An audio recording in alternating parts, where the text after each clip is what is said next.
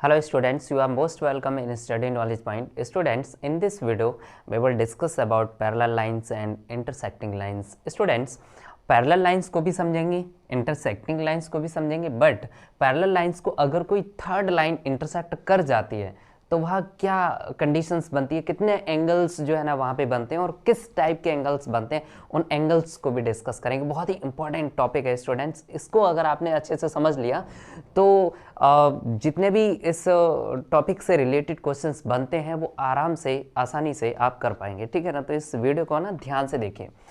Parallel line, ठीक है, इसको पहले समझते हैं। पैरेलल लाइन स्टूडेंट्स दो मतलब ऐसी लाइंस जो कभी भी कितना भी आप उनको एक्सटेंड करें आगे या फिर इधर साइड पीछे, मतलब कहीं पर भी इधर साइड में या इधर साइड में आप उनको बढ़ाते चले जाएं, ठीक है ना, और फिर भी वो अगर आपस में एक दूसरे को कट ना करें तो वो पैरेलल लाइंस होती हैं, ठीक है। इमेजिन करिए कि अगर हम ये जो लाइंस हैं इनको हम अगर आगे तक भी बढ़ाते चले जाएंगे तो क्या ये कहीं इंटरसेक्ट करेंगे? मतलब इनको अगर हम आगे भी अगर बढ़ाते चले जाएं इधर साइड में या फिर इधर साइड में, तो अगर आपको लग रहा है कि ये कहीं पर भी इंटरसेक्ट कर जाएंगे तो ये पैरेलल लाइन नहीं है। लेकिन अगर इधर भी या फिर इधर भी दोनों साइड में अगर हम इनको एक्सटेंड करें और अगर ये इंटरसेक्ट ना करें तो फिर ये पैरेलल लाइंस हैं, ठीक है। तो इस बात को हम ऐसे भी बोल सकते हैं कि ऐसी लाइंस जिनके बीच की डिस्टेंस कहीं पर भी हम उनके बीच की जो डिस्टेंस है अगर मेजरमेंट अगर उनका लेते हैं तो सेम निकलना चाहिए, ठीक है।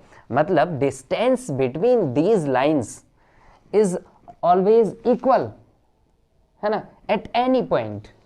मतलब दोनों लाइन से इनके बीच की जो डिस्टेंस है किसी भी पॉइंट पे अगर आप देखें कि वो सेम निकलेगी तो वो पैरेलल लाइंस होती हैं, ठीक है। इंटरसेक्टिंग लाइंस वो होती हैं स्टूडेंट्स जो आपस में एक दूसरे को इंटरसेक्ट कर जाएं, ठीक है। तो ये इंटरसेक्टिंग लाइंस हैं, क्लियर। ये तो इंटरसेक्ट कर रही हैं और ये इंटरसेक्ट नहीं कर रही हैं, और हम ये भी मान के चलते हैं कि अगर इनको हम दोनों साइड में बढ़ाते भी हैं, इसको इधर बढ़ाते चले जाएं, इसको इधर बढ़ाते चले जाएं, तो क्या आपस में दोनों इंटरसेक्ट करेंगी? नहीं, तो पैरेलल लाइंस है। अगर इंटरसेक्ट कर गई, जैसे एक कंडीशन ये भी आपके दिमाग में ये भी बात आ सकती है कि सपोज दैट एक लाइन ये है और एक लाइन ये है, अभी आपस में एक दूसरे को इंटरसेक्ट नहीं कर रही, लेकिन हमें ऐसा लग रहा है कि इनको अगर हम इधर बढ़ाते चली जाएंगे तो कहीं ना कहीं ये जो है इंटरसेक्ट कर जाएंगी, ठीक है। तो फिर इनको हम क्या बोलते हैं? इनको स्टूडेंट्स बोलते हैं non parallel sides, non parallel lines, clear, non parallel lines. ये जो लाइंस है वो कैसी है? नॉन पैरेलल है, ठीक है। आप इंटरसेक्ट अभी नहीं बोलेंगे, इंटरसेक्ट कब बोलेंगे? जब वो दोनों लाइंस आपस में एक दूसरे को इंटरसेक्ट करें तो आप बोल दो इंटरसेक्टिंग लाइंस। ये लाइंस आपको लग रहा है कि ये आगे इधर को अगर हम इन्हें बढ़ाएं, एक्सटेंड करें तो ये आगे जाके कट कर जाएंगी, ठीक है, बट अभी तो नहीं कर रही ना, तो आप इनको बोल दीजिए नॉन पैरेलल लाइंस, ठीक है ना। पैरेलल तो नहीं है ना, है ना, तो ये नॉन पैरेलल लाइंस, क्लियर। तो ये बात समझ में आ गई, ठीक है।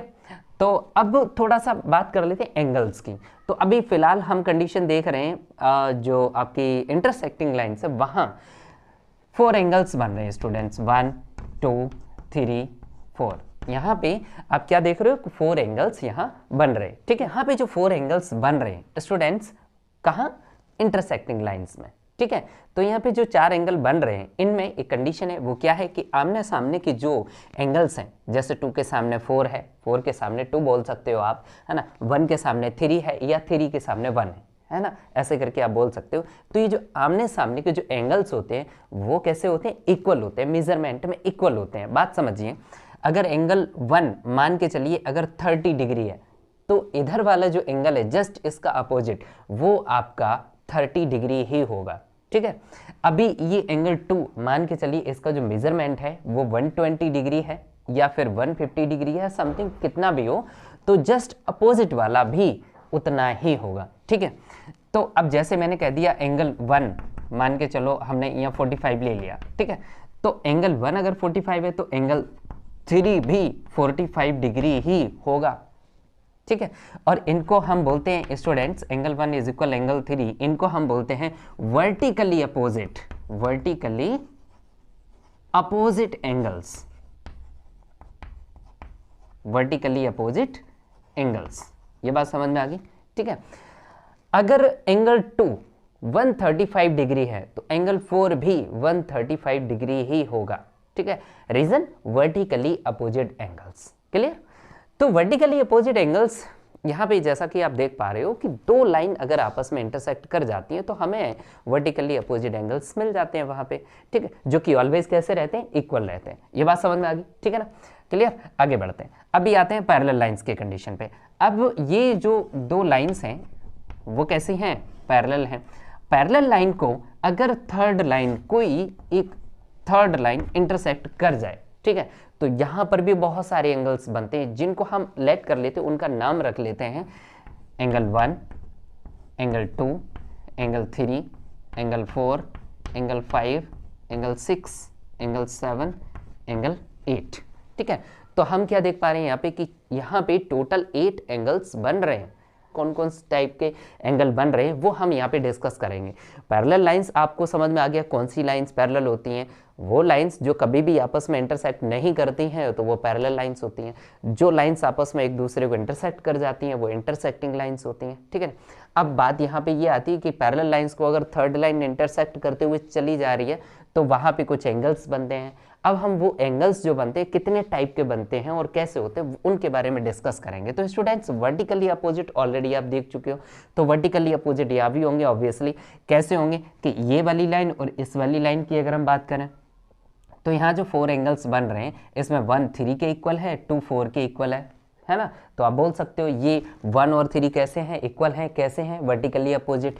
2 और 4 ये इक्वल हैं, हाँ बिल्कुल हैं, लेकिन कौन से हैं, वर्टिकली अपोजिट। ये बात समझ में आ गई, ठीक है। अगर आप लिखेंगे तो ऐसे भी लिख सकते हैं angle 2 is equal angle 4, sorry यहाँ एंगल 1 लिखा, 1 is equal angle 3, angle 2 is equal angle 4। Similarly यहाँ पर भी आप देख सकते हो कि ये एक लाइन है और ये एक लाइन है, ये दोनों लाइन आपस में एक दूसरे को इंटरसेक्ट कर रही है, तो यहाँ पर भी एंगल बन रहे हैं। तो 5 7 के इक्वल हो जाएगा, 5 7 के इक्वल हो जाएगा, ठीक है ना, और 6 8 के इक्वल हो जाएगा।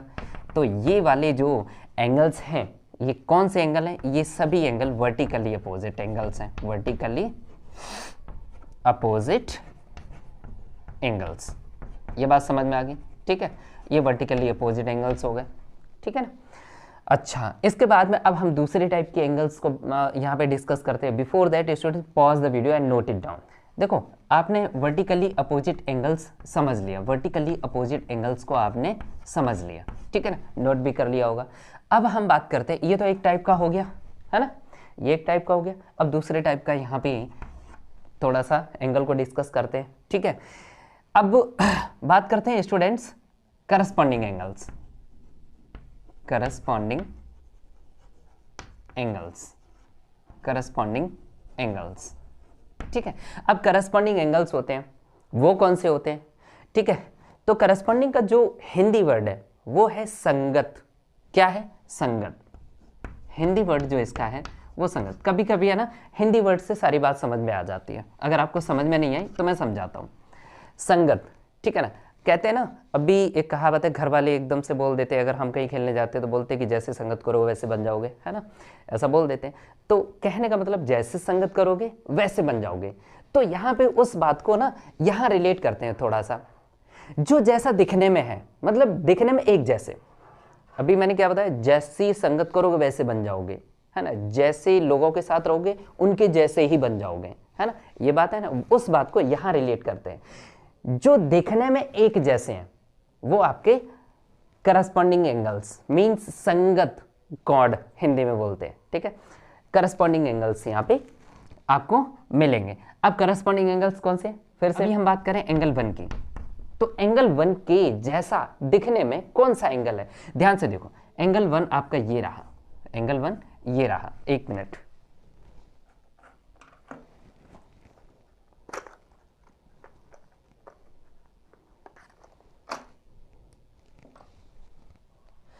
ओके।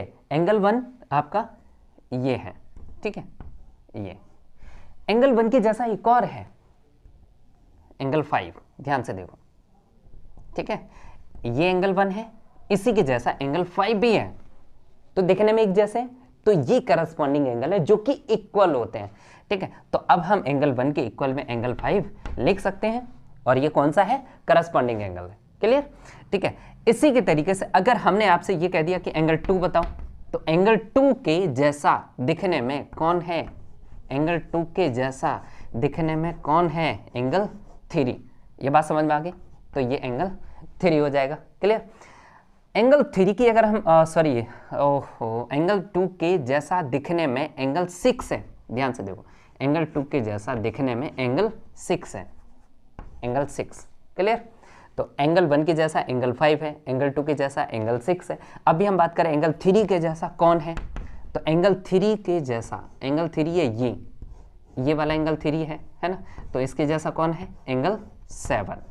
ठीक है, तो ये आपका एंगल 7। सिमिलरली एंगल 4 के जैसा कौन है, एंगल 8। तो ये जो है करस्पॉन्डिंग एंगल्स है जो कि कैसे होते हैं, इक्वल होते हैं। ठीक है, ये बात समझ में आ गई। पैरेलल लाइन की कंडीशंस चल रही हैं, उनको अगर थर्ड लाइन इंटरसेक्ट करती है तो बहुत सारे यहाँ पे एंगल्स बनते हैं, जिसमें वर्टिकली अपोजिट एंगल्स ऑलरेडी हमने डिस्कस कर लिया है। अब यहाँ पे हम डिस्कस करें करस्पॉन्डिंग एंगल, जो कि ये रहे और ये आपको समझ में आ गए होंगे। अब बात करते हैं थर्ड टाइप के एंगल्स की, जो कि हैं ऑल्टरनेट एंगल्स। क्या, alternate angles. Clear, alternate angles को देख लेते हैं स्टूडेंट्स यहाँ पे। अब ऑल्टरनेट एंगल्स, इसका भी हिंदी वर्ड आप समझ लीजिए। ऑल्टरनेट का हिंदी वर्ड है एकांतर कॉर्ड। ठीक है, एकांतर कॉर्ड, ऑल्टरनेट एंगल्स। अब ये जो ऑल्टरनेट एंगल्स हैं वो कौन से होते हैं, इनको थोड़ा सा समझते हैं। अभी बात करें, देखो एकांतर है ना, एकांतर वर्ड से समझ में आ रहा है जो एकांत में जा रहे हैं, एकांत में है ना।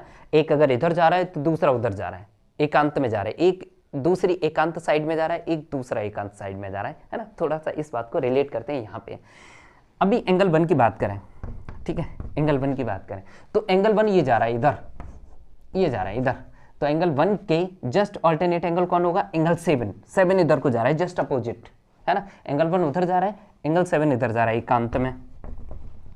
एंगल 2 इधर जा रहा है, तो एंगल 2 इधर जा रहा है, एंगल 8 इधर गया। ठीक है, तो ये आपके ऑल्टरनेट एंगल्स हैं। अभी हम बात करें 3 की, तो आप समझ जाओगे। एंगल 3 की बात करें तो ये इस साइड में है, तो एंगल 5 इस साइड में, एंगल 5 है ना। एक और आपका बचा एंगल 4, एंगल 4 ये है, तो एंगल 6 इधर को है। तो ये आपके जो है ना ऑल्टरनेट एंगल्स हैं। ठीक है, बात समझ में आ गई। तो ये जो 3 टाइप्स के एंगल्स को हमने डिस्कस किया है, जो कि vertically opposite angles, corresponding angles और ऑल्टरनेट एंगल्स। इनमें वर्टिकली अपोजिट एंगल 2 लाइन को इंटरसेक्ट करने से ही बन जाते हैं। ठीक है, जबकि ऑल्टरनेट एंगल्स और करस्पॉन्डिंग एंगल्स ये जो बनते हैं, जो कि इक्वल होते हैं, वो पैरेलल लाइन में होते हैं। ठीक है, लेकिन एक कंडीशन और आपके सामने आ सकती है, वहां कंफ्यूजन हो सकता है। उस बात को कंफ्यूजन क्या हो सकता है वो थोड़ा सा डिस्कस कर लेते हैं students. Before that pause the video and note it down. Okay students, अभी बात करते हैं यहाँ पे, जैसा कि मैंने कहा था कि कंफ्यूजन आपको कहाँ हो सकता है, वो भी थोड़ा सा यहाँ पे डिस्कस कर लेते हैं स्टूडेंट्स। यहाँ पर ये 2 हमने लाइंस को ड्रॉ कर लिया। क्लियर, ये दोनों लाइंस यू नो पैरेलल नहीं है, नॉन पैरेलल साइड्स हैं ये। ठीक है, नॉन पैरेलल लाइन से ही है। अभी इनको हम किसी एक थर्ड लाइन से इंटरसेक्ट करा दें, ये एक थर्ड लाइन जो कि इन दोनों लाइंस को इंटरसेक्ट कर रही है, तो इस केस में भी स्टूडेंट्स यहाँ पे 8 एंगल्स बन रहे हैं। 1 2 3 4 5 6 7 8। क्लियर, यहाँ पे 8 एंगल्स यहाँ पर भी बन रहे हैं, लेकिन यहाँ पे एंगल 1 एंगल 3 के जस्ट अपोजिट जो एंगल है वो इक्वल होगा, बिकॉज वर्टिकली अपोजिट एंगल्स। और vertically opposite angles you know 2 lines केवल इंटरसेक्ट करना आपको मिल जाएंगे। ठीक है ना, तो वो तो ऑलरेडी इक्वल होते हैं। बट पैरेलल लाइन की कंडीशन में जो 2 और टाइप के एंगल बनते हैं, करस्पॉन्डिंग एंड ऑल्टरनेट एंगल्स, वो यहां पर भी बनते हैं स्टूडेंट्स। एंगल 1 यहाँ पे, एंगल 1 एंगल 3 सॉरी ये आपका 7, एंगल 1 एंगल 7 ऑल्टरनेट एंगल्स हैं यहाँ पे। एंगल 2 एंगल 8 ऑल्टरनेट हैं, 3 5 ऑल्टरनेट हैं, 4 6 ऑल्टरनेट हैं। और स्टूडेंट्स एंगल 1 एंगल 5 करस्पॉन्डिंग है, एंगल 2 एंगल 6 करस्पॉन्डिंग। बट ये इक्वल नहीं है, इक्वल नहीं है। और आप इन्हें इक्वल नहीं कह सकते। क्यों नहीं कह सकते? क्योंकि ये जो लाइंस हैं वो पैरेलल नहीं है। क्लियर, ये लाइंस जो हैं वो पैरेलल नहीं है। तो यहाँ पर भी ऑल्टरनेट और करस्पॉन्डिंग एंगल्स बन रहे हैं, लेकिन इक्वल नहीं है क्योंकि वो लाइन पैरेलल नहीं है। बात समझ में आ गई? ये जरूरी नहीं कि ऑल्टरनेट और करस्पॉन्डिंग यहीं बनते हैं, यहाँ पर भी बनते हैं, बट ये पैरेलल लाइन्स हैं, therefore corresponding and alternate angles are equal, but in this case corresponding and alternate angles are not equal. Clear? ये बात समझ में आ गई? अब इसका जस्ट थोड़ा सा उल्टा अगर हम बोलें कि कहीं पर भी ऑल्टरनेट एंगल अगर इक्वल नहीं दे रखा है, इसका मतलब समझ जाइए कि वो पैरेलल लाइन नहीं है। अगर कहीं पर ऑल्टरनेट एंगल या फिर करस्पॉन्डिंग एंगल इक्वल दे रखा है तो आप वहां कह सकते हो कि जो लाइन्स है वो पैरेलल है। ठीक है, ये बात समझ में आ गई? ठीक है, अगर नहीं समझ में आए फिर दोबारा से आप वीडियो को ना वापस जाके इसको दोबारा से आप जो है ना प्ले करके देख सकते हो मैंने क्या आपको बताया। क्लियर? तो ये थोड़ा सा कॉन्सेप्ट था एंगल्स और पैरेलल लाइंस, इंटरसेक्टिंग लाइंस को समझने का। ठीक है, इनका यूजेस आपको इनसे रिलेटेड जो क्वेश्चंस होते हैं वहाँ जो है देखने को मिलेगा, तो इसलिए इस वीडियो को है बहुत अच्छे से ध्यान से, अगर नहीं समझ में आए दोबारा से प्ले करके देखिए। ठीक है students, corresponding angles, alternate angles, vertically opposite angle से रिलेटेड कुछ प्रॉब्लम्स हैं, इनको सॉल्व करते हैं तो वो कॉन्सेप्ट आपको बहुत अच्छे से क्लियर हो जाएगा। यहाँ पे दो प्रॉब्लम्स हैं, एक ये और एक ये। तो सबसे पहले हम क्वेश्चन नंबर 1 को सॉल्व करते हैं। ठीक है, यहाँ लेटर जो आपके एंगल दे रखे हैं उनकी वैल्यू मुझे फाइंड करनी है एक्स वाई और जेड की। ठीक है, तो हम एक्स वाई जेड को कैसे फाइंड करेंगे स्टूडेंट, ध्यान से देखिए।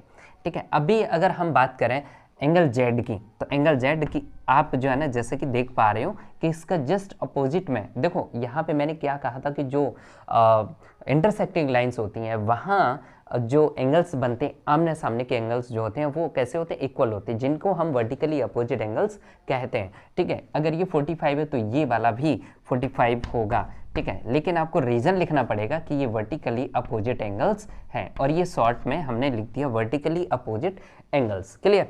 ठीक है, अभी हम बात करें एक्स की, एंगल एक्स जो है ना वो अगर हम आपसे पूछें कि एक्स की वैल्यू क्या होगी, ठीक है ना, तो एंगल एक्स जो है वो कितना होगा, वो ध्यान से देखो, ये वाली जो लाइंस हैं ये आपकी पैरेलल लाइंस हैं। ठीक है, ये जो लाइंस हैं, अगर ये क्वेश्चन में गिवन होगा कि ये अगर दोनों पैरेलल लाइंस हैं तो इन केस आप एक्स वाई जेड की वैल्यू फाइंड करिए, ऐसा बोला जाएगा। ठीक है ना, मैंने यहाँ पे क्वेश्चंस को पूरा नहीं लिखा, मैंने सिर्फ यहाँ फिगर बना के ही आपको समझाना है। ठीक है, अभी एक्स की अगर हम बात करें तो ध्यान से देखो कि जो एक्स है ये वाला, ये जैसा आपका दिखने में है बिल्कुल इसी के जैसा ये है, तो ये करस्पॉन्डिंग एंगल है।